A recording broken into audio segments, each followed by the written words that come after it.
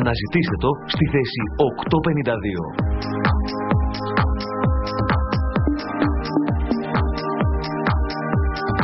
Σε κάποιους δέχτες θα εμφανιστεί αυτόματα. Σε κάποιους παλαιότερους θέλει ξανά αναζήτηση καναλιών μέσα από τις ρυθμίσεις.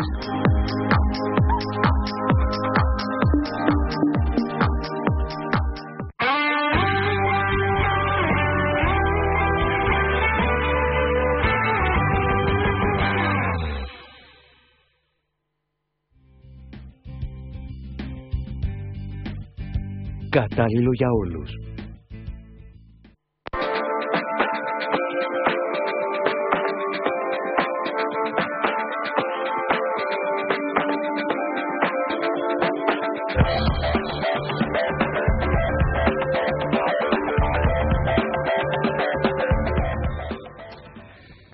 Κυρίες και κύριοι, καλησπέρα σας. Στον κόσμο των ανισοτήτων που επικρατούν και ιδιαίτερα εδώ στην Ελλάδα, που οι ανισότητες έχουν κατακριουργήσει τον Έλληνα, τον ελληνισμό και την Ελλάδα μας, προσπαθούμε να υποκαταστήσουμε το κράτος εκεί που δεν κάνει το καθήκον του. Αναφέρομαι στον εκλογικό νόμο, ο οποίος ναι μεν προβλέπει την εισηγορία, αλλά τελικά έχει καταντήσει ανεισηγορία.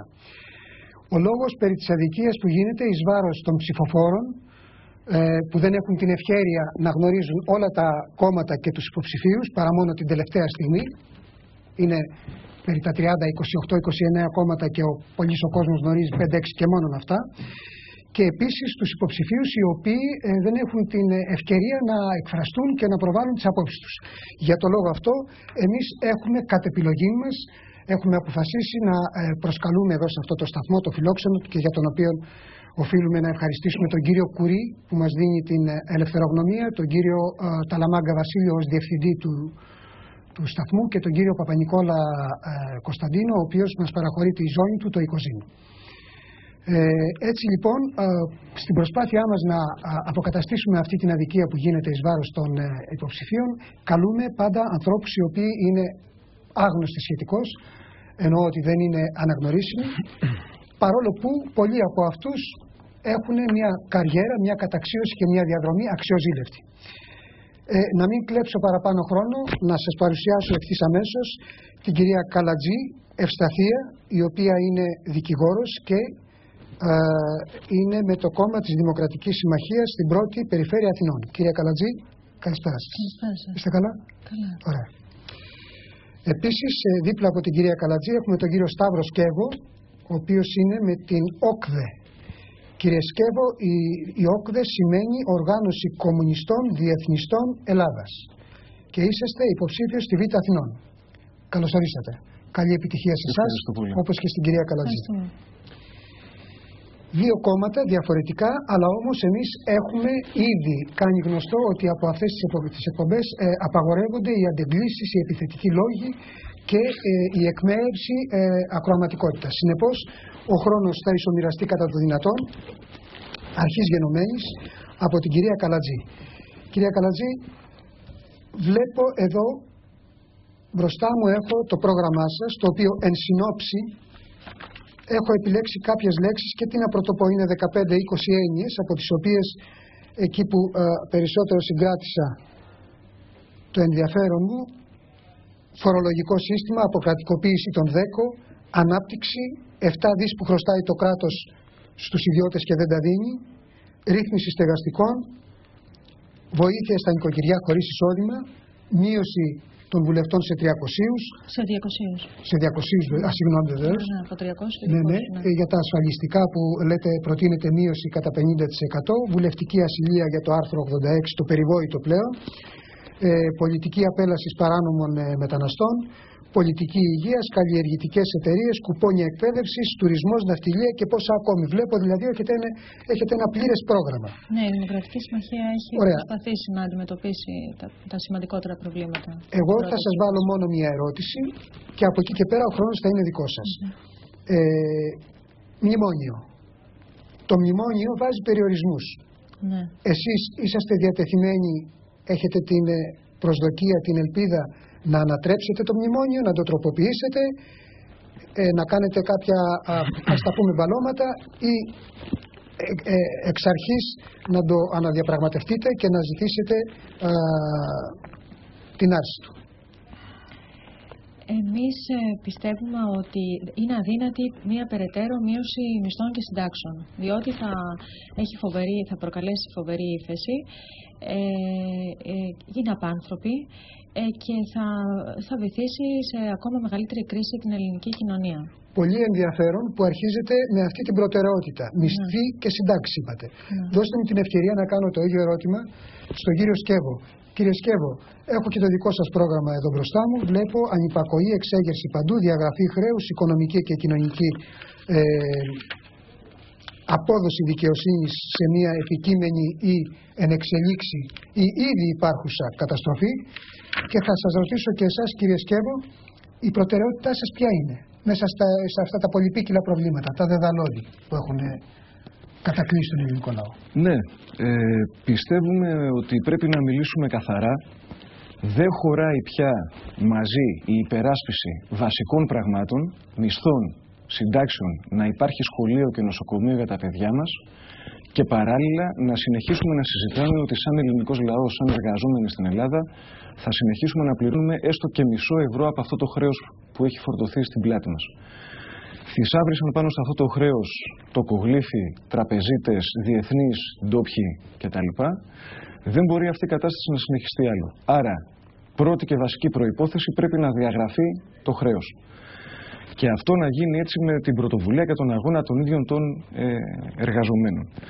Το δεύτερο βέβαια είναι ότι πάλι με την πρωτοβουλία και με τον αγώνα των ίδιων των εργαζομένων, παντού στις πλατείες, στους χώρους δουλειάς, στις γειτονιές, πρέπει να ακυρώσουμε άμεσα, να καταργήσουμε δηλαδή, εμείς δεν αναγνωρίζουμε τα μνημόνια τα οποία έχουν επίσης φορτωθεί. Αυτά είναι βασικοί όροι για να συζητήσουμε οτιδήποτε άλλο, ότι πραγματικά δηλαδή και όχι στα λόγια θα υπερασπίσουμε μισθούς, συντάξεις, την κοινωνική συνοχή. Μάλιστα. Πέστε μου σας παρακαλώ, είπατε στο λόγο σας, μιλήσατε για τράπεζες.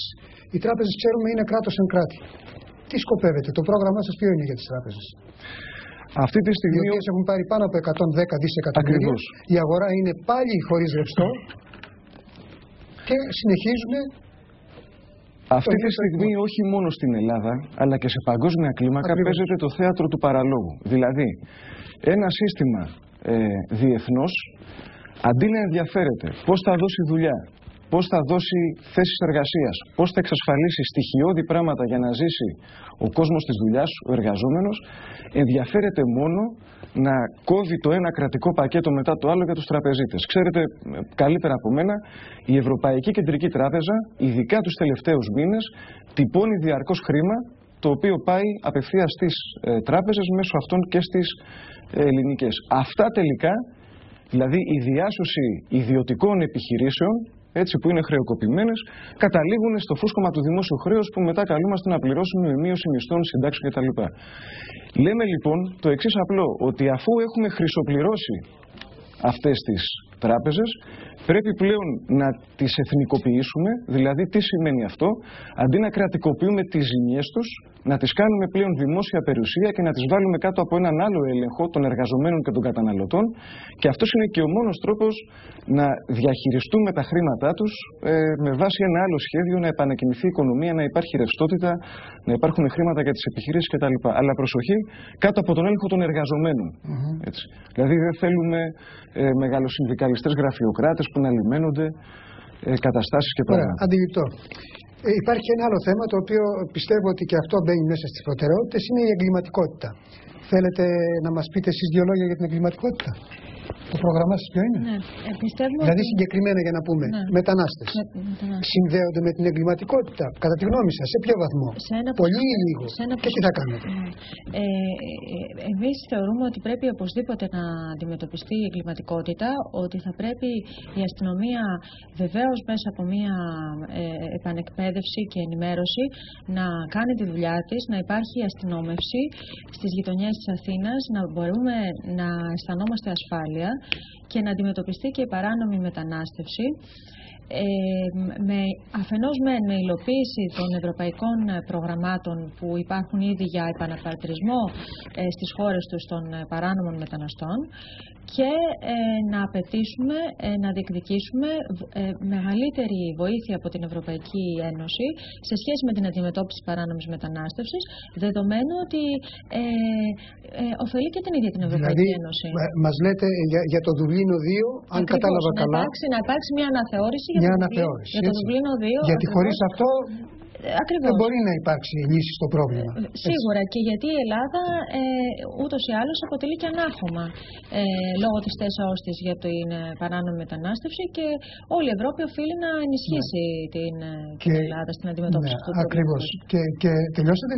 Μάλιστα. Ναι. Και εδώ, κύριε Σκέβα, έχουμε μια κοροϊδία με τα σύνορα, τη φύλαξη των σύνορων. Έχουμε την Frontex, η οποία είναι 80 άτομα, νομίζω, κάτω από 100, που άμα τα υπολογίσει κανείς σε 3 βάρδιες, έρχονται 20 άτομα την κάθε βάρδια, 20-30 άτομα την κάθε βάρδια. Τι να φυλάξει τώρα τα σύνορα της Ελλάδας, που είναι κάποιες χιλιάδες χιλιόμετρα, να τα φυλάξουν 20 και 30 άτομα. Δηλαδή είναι μια κοροϊδία αυτό.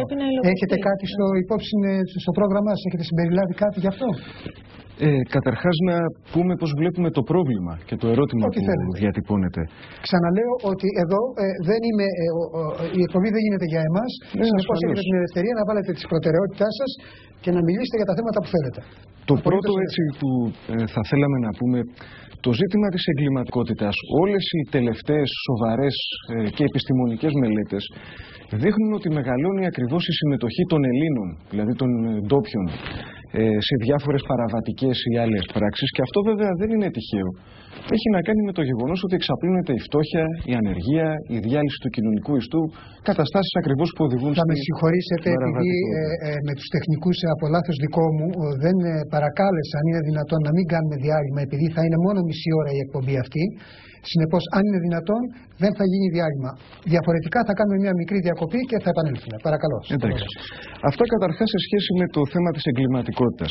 Και φυσικά είναι αυτονόητο ότι αυτή η ατζέντα άνοιξε εντελώς για προεκλογικούς λόγους από τα κόμματα ή τις δυνάμεις τα οποία στήριξαν έτσι και την κυβέρνηση Παπαδήμου.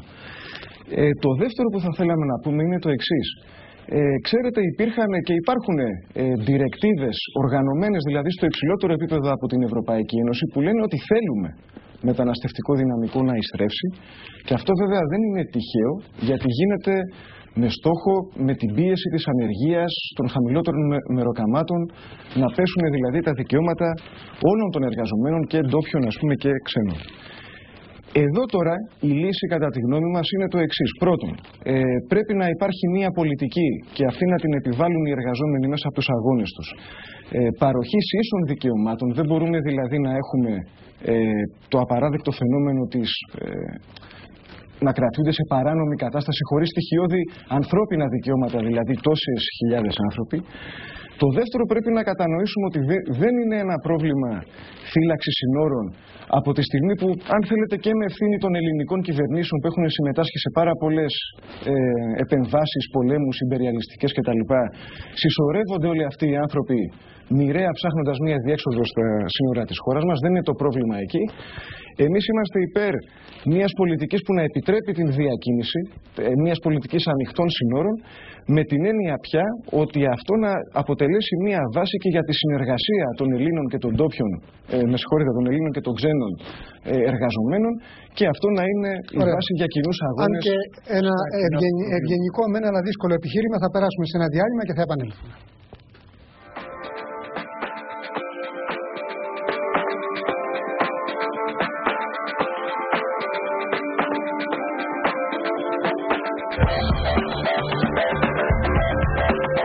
Κέντρο Υγιεινής Διατροφής. Κέντρο Ενημέρωσης. Πανεπιστημίου 57 Ομόνια. Βιολογικές υγιεινές τροφές. Βιοκαλλυντικά. Συμπληρώματα διατροφής. Ενημέρωση δωρεάν βιβλίων. Ο τρόπος ζωής που σώζει. Πανεπιστημίου 57 Ομόνια. 210 3210 966. Τι γνωρίζετε για την υγεία? Τι γνωρίζετε για την οικολογία? Για την ομορφιά? Για την κοινωνία? Για τη σωστή διατροφή? Τι λένε οι επώνυμοι? Επισκεφτείτε την ιστοσελίδα μας στο www.υγειαοικολογιαμag.gr. Ενημερωθείτε.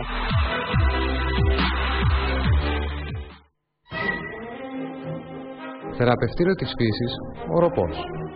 Πρόληψη φυσική, θεραπεία ασθενειών.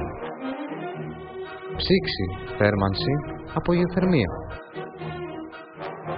Διαμονή σε δωμάτια εντός δάσους με μαγευτική θέα βουνού θάλασσας.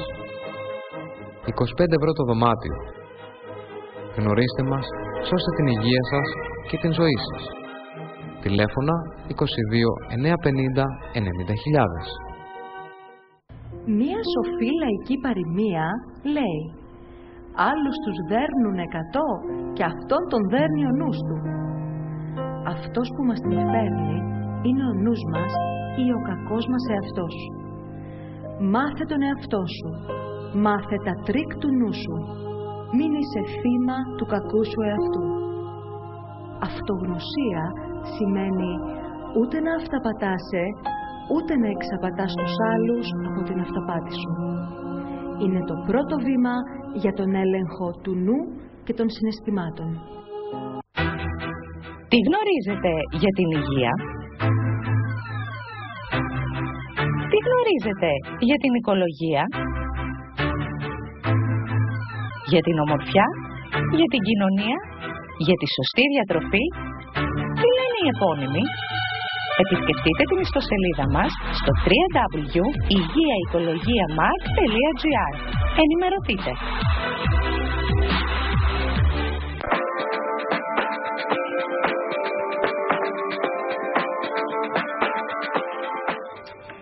Εδώ είμαστε λοιπόν πάλι. Έχουμε κοντά μας δύο υποψηφίους από τα λεγόμενα μικρά κόμματα. Εγώ λέω ολιγάριθμα, γιατί μπορεί ένα ολιγάριθμο κόμμα να έχει και μεγαλείο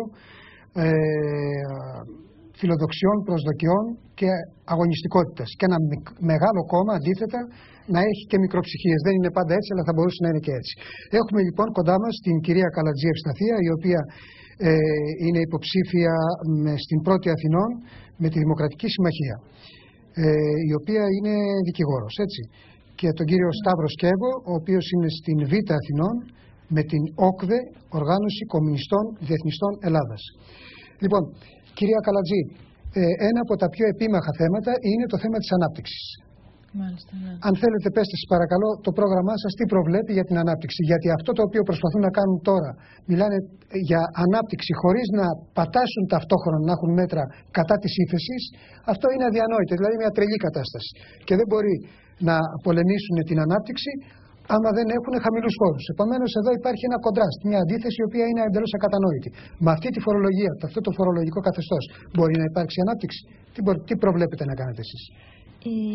Το πρόβλημα της ανάπτυξης είναι συνυφασμένο και με την ανεργία και με την αντιμετώπιση της φτώχειας. Για πρώτη φορά η ελληνική κοινωνία αντιμετωπίζει το φοβερό πρόβλημα να υπάρχουν πάνω από 1 εκατομμύριο άνεργοι, οι οποίοι δυστυχώς όμως είναι αρχηγοί. 1.200 επισήμως, και ποιος ξέρει να μπορεί να είναι και 2. Νομίζω ότι πρέπει να είναι γύρω στο 1,5 εκατομμύριο, αλλά 1.200 επισήμως ακριβώς όπως επισημάνατε. Το τεράστιο πρόβλημα είναι ότι ενώ παλαιότερα, κατά τις προηγούμενες δεκαετίες, η ανεργία την αντιμετώπισαν κυρίως οι νέοι και οι γυναίκες, οι οποίοι δεν ήταν αρχηγοί των νοικοκυριών. Τώρα η ανεργία έχει πλήξει τους αρχηγούς των νοικοκυριών και τις γυναίκες αρχηγούς μονογονεϊκών οικογενειών. Αυτό έχει σαν αποτέλεσμα να υπάρξει τεράστια αύξηση της φτώχειας, που έχει οδηγήσει σε μια περαιτέρω ύφεση. Επομένως, όλα αυτά, το θέμα της ανάπτυξης, της ανεργίας και της φτώχειας είναι αλληλένδετα. Η πρόταση της Δημοκρατικής Συμμαχίας προσπαθεί να αντιμετωπίσει αυτά τα θέματα με τους ακόλουθους τρόπους. Ζητά και θα απαιτήσει με την είσοδό της στη Βουλή τη μείωση της φορολογίας στο 20%, τη μείωση του ΦΠΑ σε είδη τα οποία είναι βασικής ανάγκης, της καθημερινότητας. Της καθημερινότητας. Προείσπραξη βλέπω από το ΕΣΠΑ το 50%. Αυτό έχει να κάνει με το επενδυτικό σχέδιο Ελλάδα 2020, το οποίο το έχει συμφωνήσει η κυρία Μπακογιάννη με τους Ευρωπαίους Φιλελευθέρους, που είναι το τρίτο ευρωπαϊκό κόμμα στο Ευρωπαϊκό Κοινοβούλιο, όπου η πρόταση είναι και θα βάλει τα δυνατά της γι' αυτό, η άμεση προείσπραξη του 50% του επόμενου ΕΣΠΑ για τα έτη 2014 ως 2020, με την οποία θα χρηματοδοτηθούν ιδιωτικές επενδύσεις, ώστε να δημιουργηθούν κυρίως μικρομεσαίες επιχειρήσεις και ανάπτυξη του αγροτικού τομέα. Το βλέπω εδώ, λέτε, και για τα νοικοκυριά χωρίς εισοδήματα, δηλαδή μια πρόβλεψη για τα κατώτερα στρώματα. Ναι, αυτό είναι σε τρίτο επίπεδο. Το πρώτο επίπεδο είναι για τη δημιουργία, είναι η προείσπραξη του ΕΣΠΑ κατά 5% για τα έτη 2014-2020, ώστε να πέσει χρήμα στην αγορά και να δημιουργηθούν καινούργιες θέσεις εργασίας. Και στο μεταξύ, στα νοικοκυριά που αντιμετωπίζουν πρόβλημα επιβίωσης και φτώχεια, διότι όπως γνωρίζουμε όλοι μας, το επίδομα ανεργίας μετά το ένα έτος πάβει να χορηγείται και οι μακροχρόνιοι άνεργοι παίρνουν ένα πάρα πολύ στοιχειώδες ποσό. Υπάρχει λοιπόν η πρόταση ότι να περικοπεί η δαπάνη από τη σπατάλη του κράτους, να περικοπούν οι βουλευτικές αποζημιώσεις κατά το ίμιση και οι συντάξεις. Το σημάζεμα δηλαδή. Το σημάζεμα της σπατάλης ακριβώς. Ναι. Και μετά με έλεγχο να χορηγηθεί ένα έκτακτο επίδομα στις οικογένειες που αντιμετωπίζουν μακροχρόνια ανεργία, μέχρι να περάσει το διάστημα και να αποδώσουν και τα επενδυτικά προγράμματα για την ανάπτυξη. Ωραία. Θα επανέλθουμε να ρωτήσω τον κύριο Σκέβο. Είπε η κυρία Καλατζή για έκτακτο επίδομα. Ξέρουμε ότι στη Γαλλία και στα ευρωπαϊκά κράτη έχει καθιερωθεί ο θεσμός της εθνικής σύνταξης. Δηλαδή όλοι, ασφαλισμένοι και ανασφάλιστοι, να έχουν ένα ελάχιστο επιβίωσης. Εσείς τι λέτε γι' αυτό? Έκτακτο επίδομα, και συγγνώμη, μήπως θέλατε να συμπληρώσετε για το δεύτερο σκέλος, μήπως προβλέπετε και εσείς κάτι σαν εθνική σύνταξη, ή θα αρκεστείτε? Εμείς ένα σκέλος είναι το έκτακτο για την αντιμετώπιση των μακροχρόνιων ανέργων, και κυρίως αυτών που δεν έχουν κάποια εισοδήματα, και υπάρχει αυτό το πρόβλημα. Ναι, το πρόβλημα που έχει να κάνει με τους αρχηγούς των νοικοκυριών, οι οποίοι έχουν μείνει άνεργοι για μεγάλο χρονικό διάστημα. Και το άλλο έχει να κάνει με το πρόγραμμα το κοινωνικό-ασφαλιστικό της Δημοκρατικής Συμμαχίας, όπου προβλέπεται το ελάχιστο εγγυημένο εισόδημα, δηλαδή μια σύνταξη εθνική για όλους, και από εκεί και μετά, ανάλογα με τις εισφορές. Αντιληπτό. Η σημερινή εκπομπή δεν μας προσφέρει την ευχέρεια να κάνουμε μια καλή διαχείριση του χρόνου, γιατί υπάρχει ενδεχόμενο να σταματήσει η εκπομπή μας νωρίτερα λόγω της διακαναλικής συνεντεύξεως που επίκειται. Κύριε Σκέβο, εσείς τι προβλέπετε για τους ανέργους? Ακούσαμε εδώ πέρα έκτακτα επιδόματα, ακούσαμε εθνική σύνταξη, ήδη υπάρχουν οι εθνικές συντάξεις στην Ευρώπη. Εσείς, το πρόγραμμά σας? Να πούμε πάρα πολύ σύντομα το εξής, να συνεννοηθούμε ποια είναι η ρίζα του προβλήματος. Βλέπουμε εδώ και περίπου 30 χρόνια μια πολιτική διαρκών ενισχύσεων στις μεγάλες επιχειρήσεις, τράπεζες κτλ. Με το πρόσχημα ότι αυτό θα φέρει και την ανάπτυξη. Η οποία ποτέ δεν ήρθε ακόμα. Στο τέλος αυτού του λογαριασμού, όλοι αυτοί, και βέβαια είναι και το σημερινό πολιτικό σύστημα που μας οδήγησε εδώ, που λέγανε ότι ακριβώς ενδιαφέρονται για την οικονομία, την παραγωγή της θέσης εργασίας, που μας έχουν φτάσει, να μην μπορούν να προσφέρουν ούτε δουλειά, ούτε μεροκάματο, ούτε σχολείο, ούτε νοσοκομείο κτλ. Αυτό το πράγμα, πιστεύουμε, δεν πρέπει να ξεκινάει η αντιμετώπιση του από ασπιρίνες ή ελεημοσύνες, του τύπου ο φτωχός να του χαρίσουμε ένα πιατάκι φαΐ ή ένα επίδομα σαν ελεημοσύνη. Χρειάζονται κάποιες ριζικές λύσεις. Είπα, καταρχάς, είναι μια προϋπόθεση η διαγραφή του χρέους. Δεύτερο, για την Ελλάδα είναι και για άλλες χώρες. Είναι προϋπόθεση το να φύγουμε από την Ευρωπαϊκή Ένωση και το ευρώ. Είναι ένας βραχνάς που πνίγει με τις πολιτικές της, κάθε δηλαδή και έννοια ανάπτυξης αλλά και δημοκρατίας δηλαδή στην Ελλάδα, και να παλέψουμε για να αντικατασταθεί αυτό από μια ενωμένη Ευρώπη των εργαζομένων, λέμε εμείς, δηλαδή μια σοσιαλιστική Ευρώπη. Εδώ τώρα, επί της ουσίας, χρειάζεται ένα πλατή πρόγραμμα δημόσιων επενδύσεων στην παραγωγή για να ξαναφτιαχτούν θέσεις εργασίας.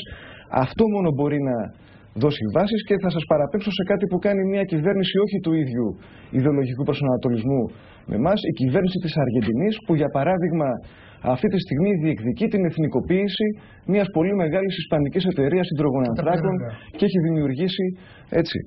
Αυτό λοιπόν σημαίνει με λίγα λόγια ότι δεν θα έρθει ανάπτυξη ποτέ με αριτζίδικα λόγια για επιχειρηματικό κτλ.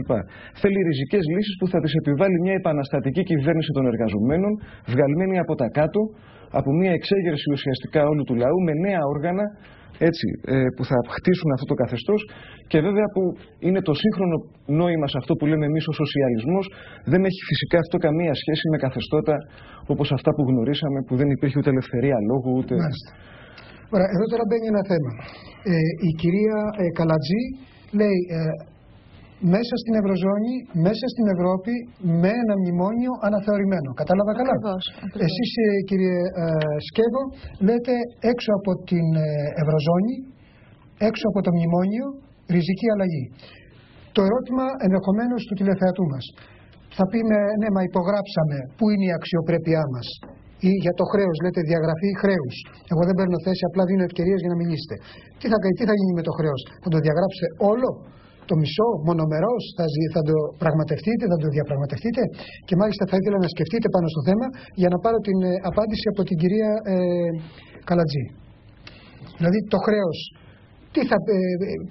αυτό το χρέος είναι σίγουρο ότι το χρωστάμε? Ζήτησε, είχε δημιουργηθεί μια επιτροπή λογιστικού ελέγχου, η οποία ζήτησε, συναισθήθη από δικηγόρους, οικονομολόγους κτλ. Και αυτή η επιτροπή σκόνταψε. Δεν ξέρουμε δηλαδή αυτή τη στιγμή αν χρωστάμε τόσα όσα μας λένε, πρώτον, και την νομιμότητα του χρέους. Γιατί οι απόψεις είναι δίστανται. Για παράδειγμα, το χρέος μπήκε, το δάνειο έγινε, συνήθι το δάνειο, βάσει κανόνων του Διεθνούς Νομισματικού Ταμείου και όχι του διεθνούς δικαίου.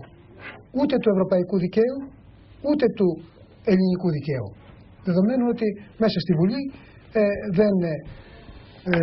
δεν πήρε την δέουσα, το σχέδιο κατετέθηκε, εγκρίθηκε το σχέδιο, αλλά δεν πήρε όμως την πλήρη έγκριση από τη Βουλή.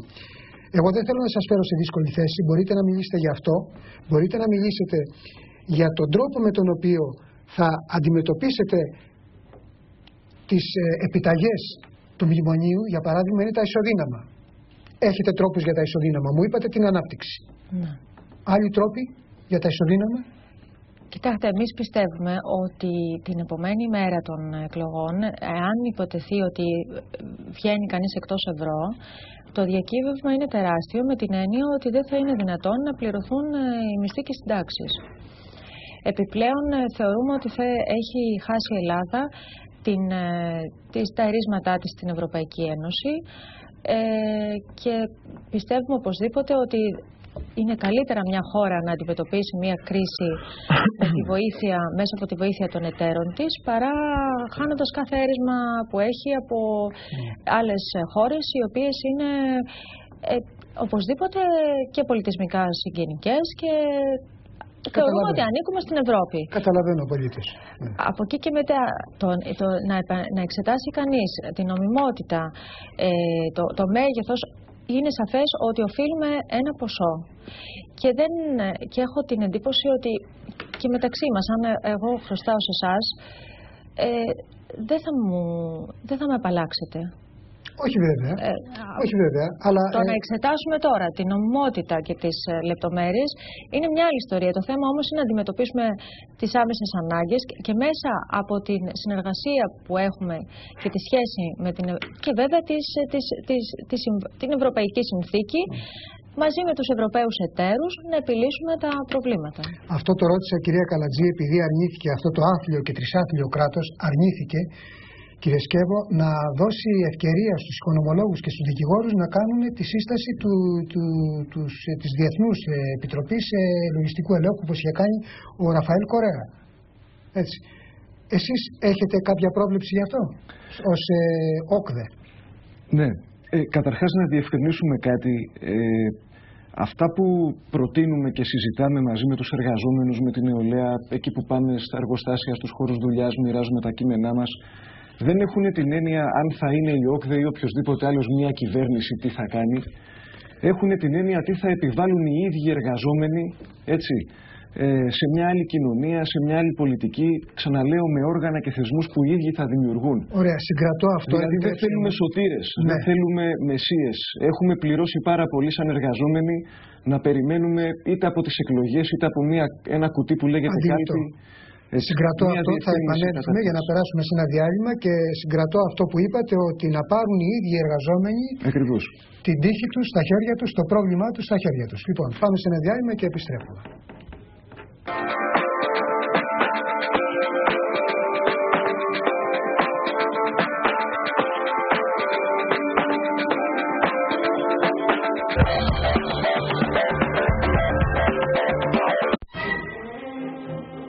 Θεραπευτήριο της φύσης, οροπός. Πρόληψη φυσική, θεραπεία ασθενειών. Ψήξη, θέρμανση, απογειοθερμία. Διαμονή σε δωμάτια εντός δάσους με μαγευτική θέα βουνού θάλασσας. 25 ευρώ το δωμάτιο. Γνωρίστε μας, σώστε την υγεία σας και την ζωή σας. Τηλέφωνα 22 950 90.000. Κέντρο Υγιεινής Διατροφής. Κέντρο Ενημέρωσης. Πανεπιστημίου 57 Ομόνια. Βιολογικές υγιεινές τροφές. Βιοκαλλιτικά. Συμπληρώματα διατροφής. Ενημέρωση δωρεάν βιβλίο. Ο τρόπος ζωής που σώζει. Πανεπιστημίου 57 Ομόνια. 210 3210 966. Τι γνωρίζετε για την υγεία? Τι γνωρίζετε για την οικολογία? Για την ομορφιά? Για την κοινωνία? Για τη σωστή διατροφή? Τι λένε οι επώνυμοι?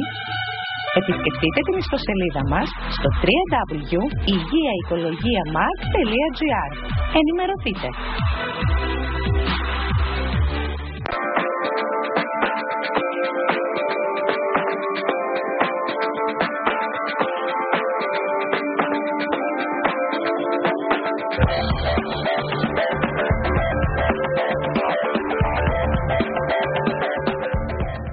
Πανερχόμαστε λοιπόν, εκλογές 2012. Έχουμε κοντά μας την κυρία Καλατζή Ευσταθία, η οποία βάζει υποψηφιότητα με τη Δημοκρατική Συμμαχία στην Πρώτη Αθηνών και είναι δικηγόρος. Και επίσης τον κύριο Σταύρο Σκεύο, ο οποίος είναι υποψήφιος με την ΟΚΔΕ, Οργάνωση Κομμουνιστών Διεθνιστών Ελλάδας, και είναι στη Β' Αθηνών. Στο μικρό διάλειμμα που κάναμε είχαμε μια ενδιαφέρουσα πρόχειρη συζήτηση με την κυρία Καλατζή για το ασφαλιστικό, στο οποίο ειδικεύεται ως δικηγόρος που είναι.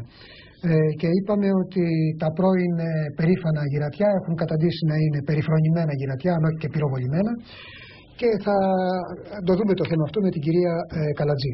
Αλλά να δώσουμε το λόγο στον κύριο Σκεύο, ο οποίος είχε μείνει στο σημείο που λέγατε, κύριε Σκεύο, ναι, ότι είναι καθήκον και δικαίωμα του λαού να πάρει τη μοίρα του στα χέρια του.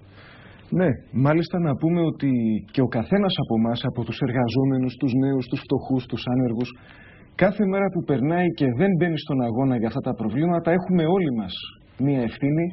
Ξαναλέω, δηλαδή, πρέπει να φύγει από το πετσί της ελληνικής κοινωνίας η έννοια ότι θα έρθει ένας Μεσσίας μέσα από την κάλπη να μας σώσει.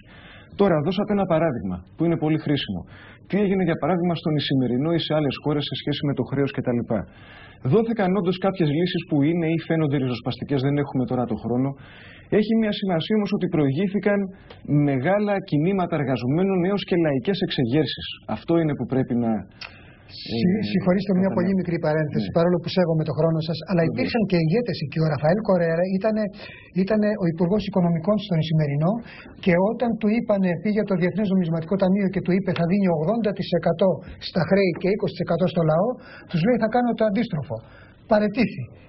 Έγιναν εκλογές, τον έκαναν πρωθυπουργό και επέβαλε πράγματι αυτό το οποίο ήθελε εκείνος, σαν καλός ηγέτης και καλός πατριώτης στη χώρα του. Δηλαδή, από τα έσοδα έδινε 80% στο λαό του και 20% στο Διεθνές Νομισματικό Ταμείο.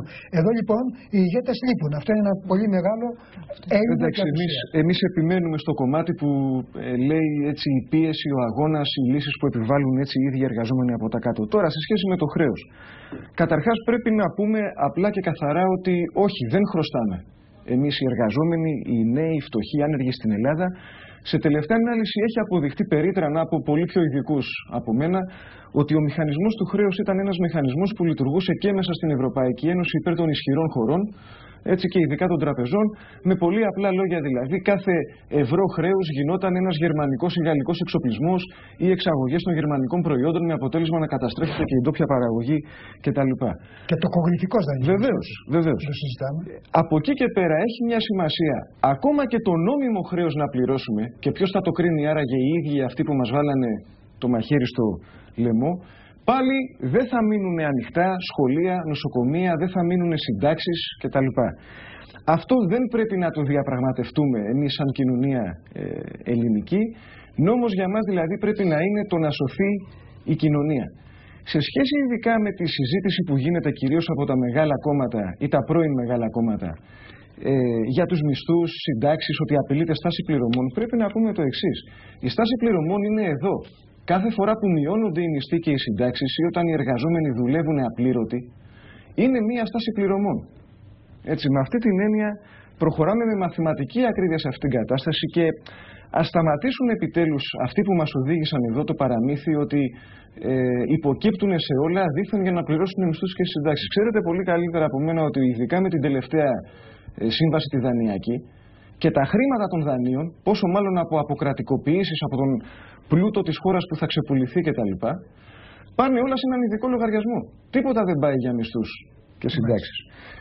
Τέλος, εάν τραβήξουμε αυτό το δρόμο σαν λαός και εργαζόμενοι στην Ελλάδα, είμαστε σίγουροι ότι αυτό όχι μόνο δεν θα οδηγήσει σε μια απομόνωση, για δύο λόγους. Πρώτον, σήμερα το βάρος της οικονομίας διεθνώς μετατοπίζεται σιγά σιγά. Αναδεικνύονται νέες δυνάμεις που κανείς μπορεί να ασκήσει πολιτική αξιοποιώντας αντιθέσεις κτλ. Να δανειστεί, να βρει πρώτες ύλες, δηλαδή είναι μια ψευδολογία όλα αυτά που λένε για τα άδεια ράφια, είναι μόνο ένα κλίμα φόβου σκοπεύουν να καλλιεργήσουν, συγχωρείτε. Και τέλος, μια τέτοια κίνηση των εργαζόμενων και του λαού στην Ελλάδα ή και σε κάποια άλλη χώρα της Ευρωπαϊκής Ένωσης, είμαστε σίγουροι ότι θα έβρισκε και πολλούς άλλους υποστηρικτές και σε άλλους λαούς και εργαζόμενους που βλέπουν σιγά σιγά ότι αυτή η Ευρωπαϊκή Ένωση δεν είναι όχι ένας. Δεν είμαστε όχι ισότιμοι εταίροι, αλλά έχει μετατραπεί σε μια φυλακή των λαών που δεν μπορούμε όχι μόνο οικονομικά να ανασάνουμε, αλλά ούτε και να αποφασίσουμε για το μέλλον. Αν έχω ερμηνεύσει καλά τις θέσεις σας μέχρι τώρα, εσείς λέτε ότι ως πρώτο μέτρο αντίστασης και τρόπου διαφυγής από το αδιέξοδο στο οποίο θέλουν να μας πούν ότι είμαστε, ότι είναι ο λαός να ξυπνήσει, να πάρει τη μοίρα στα χέρια του, να αντισταθεί και να διεκδικήσει την άρση του μνημονίου. Αντίθετα, η κυρία Καλατζή έχει βάλει την έμφαση σε μια πιο αγαστή, καλύτερη σχέση με τους Ευρωπαίους, αλλά να βάλουμε την έμφαση και να εστιάσουμε κυρίως στην ανάπτυξη. Και μάλιστα διαβάζοντας εδώ πέρα το πρόγραμμά σας, κυρία Καλατζή, κάπου είδα... Της Δημοκρατικής Συμμαχίας το πρόγραμμα. Ναι, της Δημοκρατικής Συμμαχίας, βεβαίως, το ακούετε, όχι εσείς οι ίδιοι. Είδα κάπου για καλλιεργητικές εταιρείες, ώστε οι αγρότες να ενώσουν τις δυνάμεις κτλ. Για την ναυτιλία γράφεται, για τον τουρισμό. Αυτά είναι αναπτυξιακά όλα. Πιστεύετε ότι μέσα σε πόσο χρόνο μπορεί 1,5 ίσως και 2 εκατομμύρια άνεργοι να απορροφηθούν με τα αναπτυξιακά έργα που θα διεκδικήσετε? Εμείς πιστεύουμε ότι επειδή ακριβώς είναι μεγάλος ο πλουτοπαραγωγικός, μάλλον μεγάλες οι πλουτοπαραγωγικές δυνατότητες της χώρας, αν αναπτυχθεί η ναυτιλία και με την επανασύσταση του Υπουργείου Ναυτιλίας και με την επανασύσταση του Υπουργείου Τουρισμού, να αξιοποιηθούν τα οποία θα καταργήσουν εντελώς αδικαιολόγητα. Ακριβώς, να αξιοποιηθούν και οι τουριστικές δυνατότητες που έχει η χώρα, να αναπτυχθεί και ο αγροτικός τομέας, να βοηθηθεί μέσω των προτάσεων που είπαμε και η ανάπτυξη των μικρομεσαίων επιχειρήσεων, όλα αυτά, αν λειτουργήσουν σωρευτικά, θα μπορέσουν μέσα σε ένα διάστημα κάποιων ετών, ενώ ταυτόχρονα θα υπάρχει βέβαια, θα μπορέσουν να έχουν αποτέλεσμα αφενός και αφετέρου θα υπάρξει για το διάστημα αυτό και η ενίσχυση των κοινωνικών ομάδων που έχουν πληγεί. Που στην ουσία είμαστε όλοι λίγος πολύ, έχουμε άλλοι περισσότερο, άλλοι λιγότερο. Βλέπω εδώ πέρα ότι ιδιαίτερα δηλαδή θέλω να μείνω στο καλλιεργητικές εταιρείες, οι οποίες εννοείται συνεταιρισμούς, έτσι. Ακριβώς. Δηλαδή ανέργους, τους οποίους θα τους οργανώσετε σε συνεταιρισμούς να καλλιεργήσουν τη γη και να αξιοποιήσουν τον αναξιοποίητο πλούτο της επαρχίας, του εδάφους, που έχουμε ένα καθαρό έδαφος.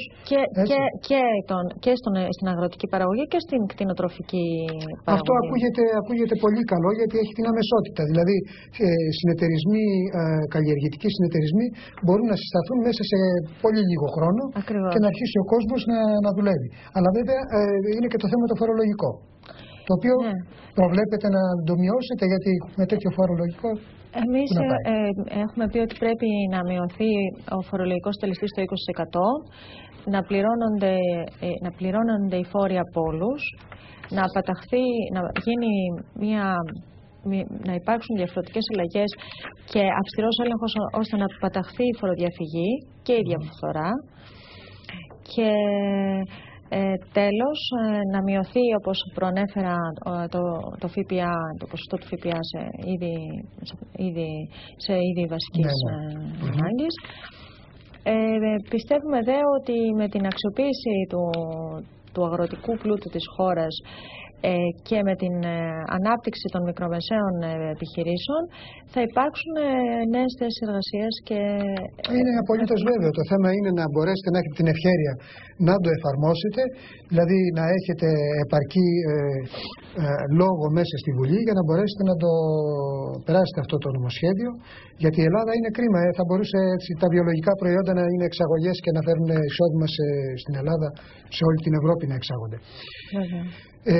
Κύριε Σκεύο, βλέπω εδώ πέρα ότι έχετε βάλει σε έμφαση την κοινωνική διάσταση των προβλημάτων.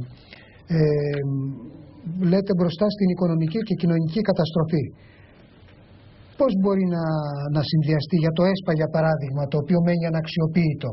Εσείς έχετε ιδιαίτερη έμφαση και αγάπη για τη συλλογική εργασία και δράση. Τι γνώμη έχετε για τους κοινωνικούς συνεταιρισμούς και το ΕΣΠΑ? Ναι, καταρχάς πρέπει λίγο να πούμε ότι κατά την άποψή μας η κατάσταση είναι τόσο δραματική, μοιάζει με καρκίνο και δεν γιατρεύεται με ασπιρίνες ή μισόλογα. Το λέω αυτό γιατί και σήμερα και άλλες φορές και στην Ευρώπη έχουν εμφανιστεί διάφορες πολιτικές δυνάμεις ή κυβερνήσεις που έχουν πάρει, ας πούμε, την ταμπέλα του φιλολαϊκού, ότι θα ήταν βασισμένες σε ένα μέτωπο όλου του λαού, σε ένα μέτωπο εθνικό κτλ. Αριστερό πολλές φορές. Και ήταν τελικά αυτές που χρεοκόπησαν πολιτικά και έφεραν ακόμα πιο σκληρές δεξιές δυνάμεις στην εξουσία, απογοήτευσαν έτσι το λαό, τους εργαζόμενους κτλ. Το λέω αυτό γιατί και σήμερα παρακολουθούμε μια συζήτηση να γίνεται αρκετή. Μία λένε διάφοροι θα διαγράψουμε το μισό χρέος, μία μετά θυμούνται ότι πρέπει να το επαναδιαπραγματευτούν, δηλαδή έχουμε πάρα πολλές αλλαγές θέσεων. Το δεύτερο, ότι πρέπει να συνεννοηθούμε ότι η κατάσταση δεν αντιμετωπίζεται με ασπιρίνες. Δηλαδή, αυτοί που μας έφεραν σε αυτή την κατάσταση της οικονομικής και κοινωνικής χρεοκοπίας, αυτοί που διέλυσαν κάθε έννοια εθνικής και λαϊκής κυριαρχίας, ακόμα και παραβίασαν δηλαδή το ίδιο το Σύνταγμα, έτσι, δεν μπορούμε να τους εμπιστευτούμε για ακόμα μια φορά για αυτά που λένε η φοροδιαφυγή, θα γίνει η καταπολέμησή της ένας μοχλός ανάπτυξης κτλ. Αυτό δεν πρόκειται να γίνει. Πόσο μάλλον αν ακολουθηθεί αυτή η πολιτική που ακολουθείται τα τελευταία χρόνια, διαρκώς δηλαδή συνέχεια να δίνουμε κάθε είδους ενισχύσεις στο κεφάλαιο. Θα ήθελα να μου πείτε. Εδώ πέρα, αν μου επιτρέπετε. Για τη μονομερή διαγραφή του χρέους, δηλαδή, θα ήθελα να μου πείτε για αυτό το πράγμα. Πώς νοείτε την. Απλά πριν φτάσουμε εκεί. Η ουσία για να επανακινήσει η οικονομία είναι το εξής. Χρειάζονται να γίνονται μια σειρά από πράγματα. Και συνεταιρισμοί είναι χρήσιμο να γίνουν σε κάποια συγκεκριμένη βάση. Και ένα πρόγραμμα δημόσιου έργων πρέπει να γίνει και πρέπει να ξαναδούμε το ξανάνοιγμα και τη δημιουργία μιας υποδομής στη βιομηχανία, στα εργοστάσια. Δεν μπορούμε να έχουμε το μοντέλο μιας χώρας που απλά παράγει εντελώς περιθωριακά προϊόντα κτλ. Το πρόβλημα είναι το εξής, ότι όλα αυτά χρειάζονται χρήμα. Το χρήμα για να βρεθεί πρέπει να το πάρει κανείς από εκεί που είναι. Και είναι σε μια μικρή ελάχιστη οικονομική και πολιτική ελίτ, έτσι, χρυσοκάνθαρων δηλαδή, που τα έχουν πάει σε φορολογικούς παραδείσους. Μάλιστα τώρα τελευταία θα διαβάσατε, τα μεταφέρουν και από την Ελβετία στα νησιά Κέιμαν ή αλλού. Με αυτή την έννοια η λύση για την επανεκκίνηση της οικονομίας, η λύση για την απορρόφηση των ανέργων είναι να βάλουμε χέρι στον πλούτο, ο οποίος έχει απαλωτριωθεί από τους εργαζόμενους που τον έχουν παράξει, να πάρουμε το χρήμα από όπου και αν βρίσκεται και να το βάλουμε να δουλέψει με ένα άλλο κριτήριο για τις κοινωνικές ανάγκες. Πρέπει επίσης να προσθέσουμε... Δεν εννοείται βέβαια δημεύσεις. Κοιτάξτε, μπορεί να χρειαστεί να φτάσουμε ακόμα και εκεί. Δημεύσεις εννοείται, αν εννοείται αυτό, αδικαιολόγητων χρημάτων. Δηλαδή αυτά που πήγαν στην Ελβετία για παράδειγμα, αν δεν έχουν δηλωθεί. Για παράδειγμα. Αλλά αν κάποιος εδώ πέρα έχει κάνει μια περιουσία, κινδυνεύει να τη χάσει. Όχι, κοιτάξτε, πρέπει να διευκρινίσουμε κάτι που ίσως δεν είναι και γνωστό και ίσως φοβίζει πολύ κόσμο. Δεν έχει καμία αξία να πούμε θα πάρει κανείς το α ή το β σπίτι, σπιτάκι ή τη μικρή περιουσία. Ωστόσο, εκεί που συγκεντρώνονται το μεγάλο κεφάλαιο ή τα μεγάλα μέσα παραγωγής, δηλαδή κάποιες μεγάλες κατασκευαστικές επιχειρήσεις, κάποια μεγάλα εργοστάσια, που είναι ζήτημα ζωής και θανάτου για μια κοινωνία, για μια οικονομία, να μπορεί να έχει τέτοια πράγματα για να μπορεί να κάνει ένα σχεδιασμό, κάποια στιγμή το ζήτημα πρέπει να μπει κάθετα. Ή αυτό το πράγμα συνεχίζουμε να λέμε ανήκει σε κάποιον συγκεκριμένο κύριο με πάρα πολλά δις στην Ελβετία, και του αναγνωρίζουμε το δικαίωμα να συνεχίζει να πετάει οι εργάτες νέους στον δρόμο, ή αυτό το πράγμα πρέπει, επειδή εμείς οι ίδιοι σαν εργαζόμενοι και σαν λαός το χτίσαμε ή το στηρίξαμε, να το πάρουμε στα χέρια μας και να δουλέψει σε μια άλλη βάση. Μάλιστα, επομένως, με αυτή την έννοια, για να το διευκρινίσω, είναι μια πολιτική που μπορεί να επανεκκινήσει την οικονομία μόνο αν είναι ριζικά αντικαπιταλιστική, δηλαδή συγκρούεται και με κάποια ιερά και όσια του υπάρχοντος συστήματος. Το ίδιο ισχύει για τις απολύσεις.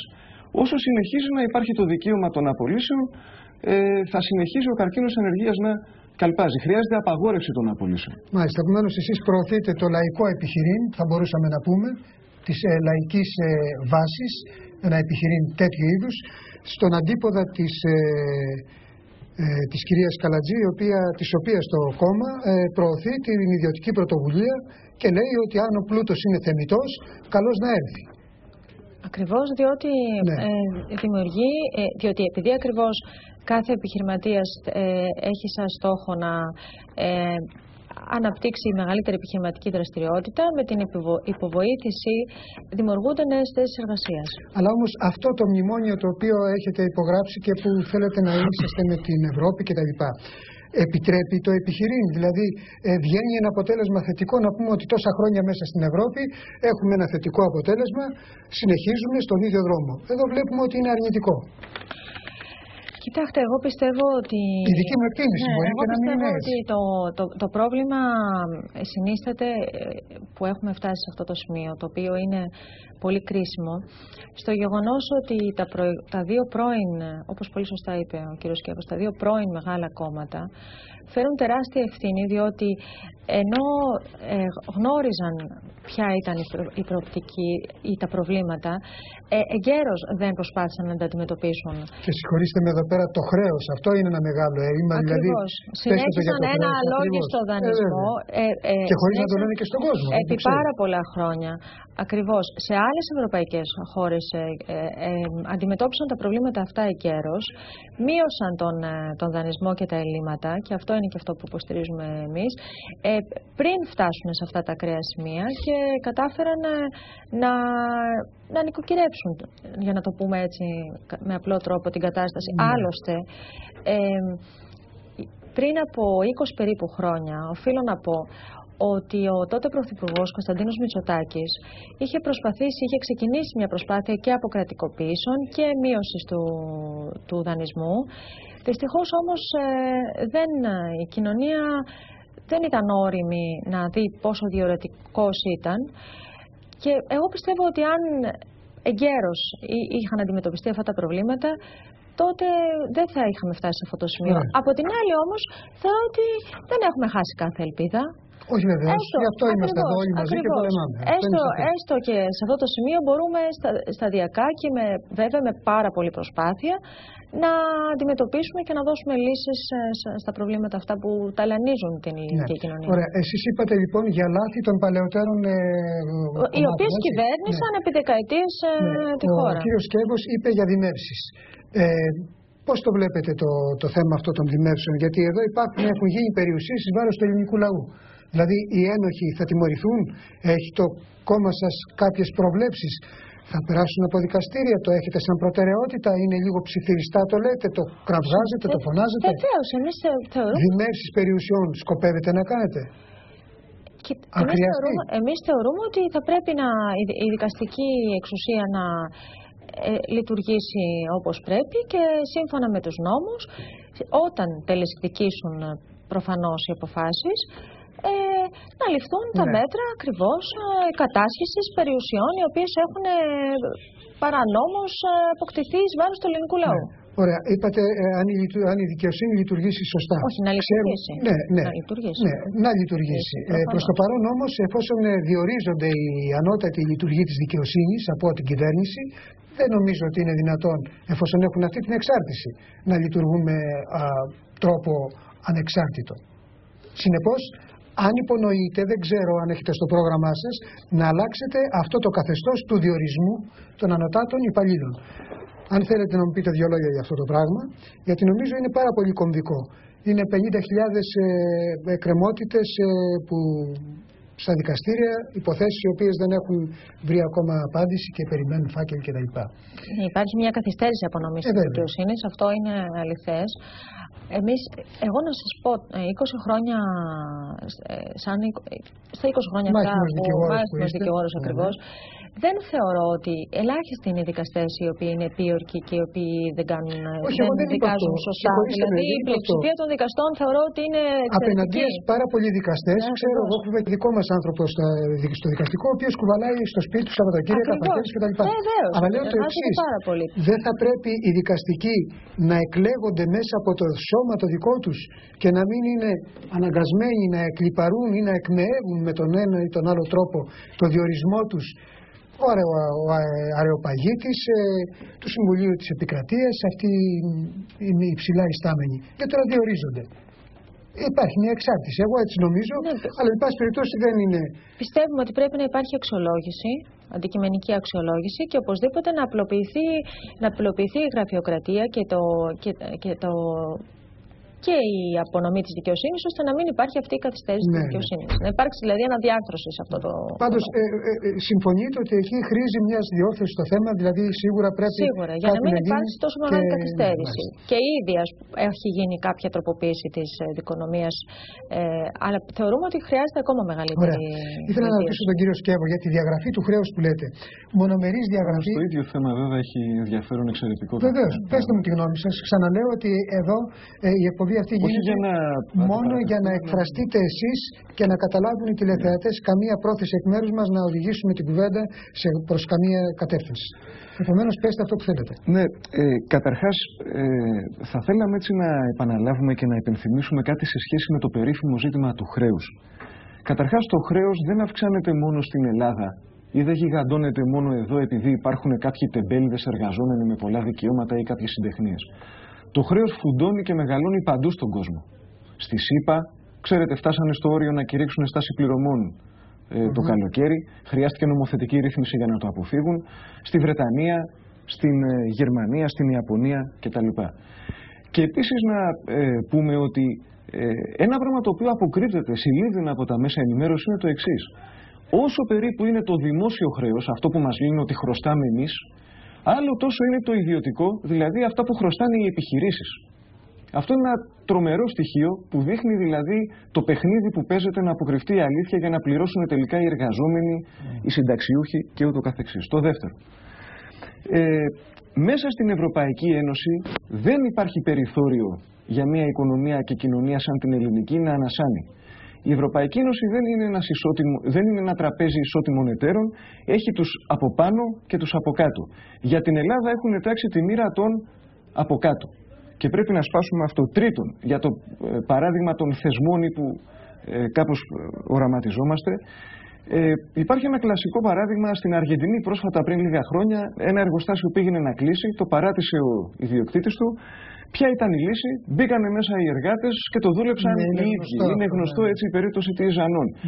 Αυτό αναγνωρίστηκε μετά από περίπου 10 χρόνια από τα δικαστήρια. Θέλω να πω, πρώτα το λύσανε το πρόβλημα με τη δράση τους, με τον αγώνα τους, μάλιστα τους κυνήγησε και η αστυνομία, οι εισαγγελίες, δικαστήρια κτλ. Πρώτα το επιβάλαμε με τον αγώνα τους και με τη στήριξη του υπόλοιπου λαού και μετά. Λοιπόν, πλησιάζει η ώρα, θέλω να μου πείτε, σας παρακαλώ όμως, δεν μου δώσατε ένα λεπτό να γίνει και η αποφώνηση.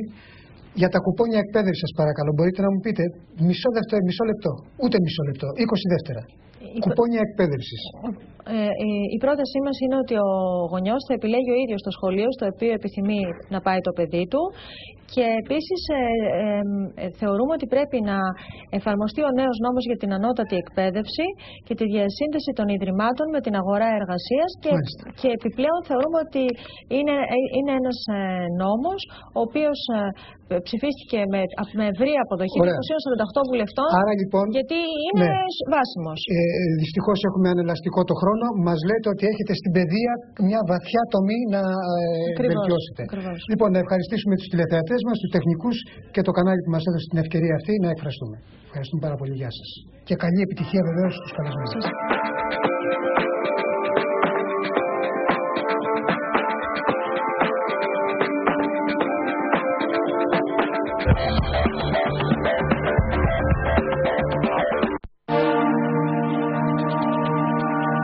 Το Contra Channel στον κόσμο.